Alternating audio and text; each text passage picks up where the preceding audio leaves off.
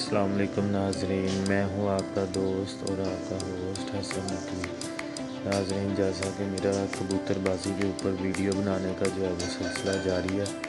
اور آج میں اپنے گھر کی چند بریڈز کا آپ کو شو کرواؤں گا، جن میں یہ آپ دیکھ رہے ہیں اس ٹائم اسکرین پہ بہترین قسم کا یہ ٹیڈی کبوتر ہے۔ نسل آپ جو ہے وہ خود جج کریں گے کہ کس نسل میں سے ہے۔ یہ شکرا کبوتر ہے میرا، یہ میرے گھر کی بلیک ہارس بریڈ ہے، اور اس کا رزلٹ نہایت ہی شاندار